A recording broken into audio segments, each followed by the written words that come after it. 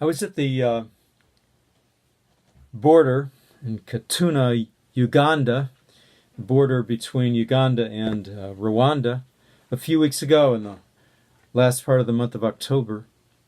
And I handed the agent my passport. And he was handling it and looking it over, and he began to laugh as he looked at my name. And he said, "This is a Rwandan name. Where did you get this name?" To which I answered, wait a minute, my granddaddy was an immigrant from Italy, from Sicily, in 1910 to the U.S. You can look on Google Earth and find a little town called Butera there in Sicily. But as I continued to research, investigate, and ask people, hey, do you know any Buteras that live in Rwanda? I found that my Italian name is a common name in Rwanda. And whatever the explanation is fully for this, I don't know. But it underlines the truth that I had discovered and was discovering as I was preaching through the book of Ephesians, the biblical book of Ephesians, where Paul is presenting the truth of our oneness in Christ. There's no Jewishness and Gentileness. There's no separation between the Jewish race and all the other countries of the earth. It's our oneness that we find in Christ.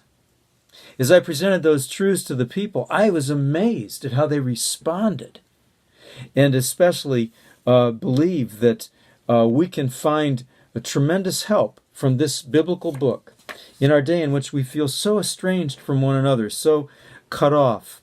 One thing I strongly believe is that everyone has a right, everyone has a need for a place to belong in this world, a place to call their own, our own. I had been raised a preacher's kid, had lived in 3 states, and gone to 10 different public school buildings before I got to 12th grade. And so I had a sense of being uprooted and not knowing where I belonged. But I found my rooting in my relationship with Jesus Christ. One of my favorite verses in the Bible is in Ephesians chapter 2, verse 19. Paul says, "Now therefore you are no more strangers and exiles, but fellow citizens with the saints and members of the household of God."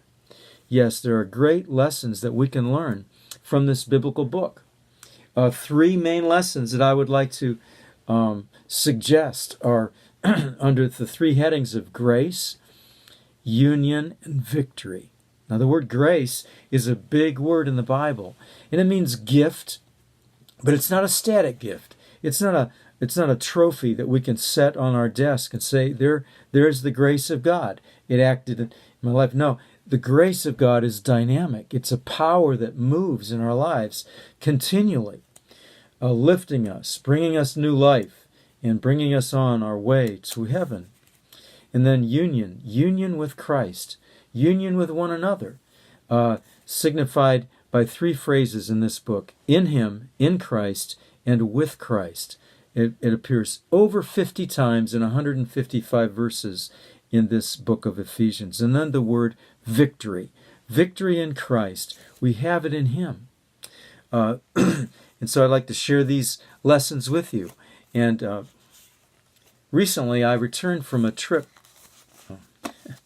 Okay, it brings me back to a day back when I was a young man, a boy in Youngstown, Ohio, playing football with my friends on the street. And my daddy was preaching. I was the pastor of the Methodist church on the corner. It was an all-white church, but in an all-black neighborhood. And we lived in the parsonage. We were the only white folks living on the street. So I was playing on the street with my black African-American buddies, and we were playing football. And so our what we would do is a car would come by, somebody yelled car, we'd step aside, the car would go. This time the car stopped. It was a cousin of one of the players, and so we gathered around the car, talked to the driver. And when we were done, the boy looked at me and spit on the ground right at my feet. And then he drove off. and everybody knew that a gesture was aimed at me. I was the only white face in the crowd. We all have experienced, and this is only a very small thing in comparison to a lifetime of prejudice which many African American people experience. But we all experience these times of being cast away, of not knowing exactly where we stand because of people's reaction to us. But we can find an anchor in knowing Jesus Christ, in the grace of God, in union with Him, and victory in Christ. I want to share that with you.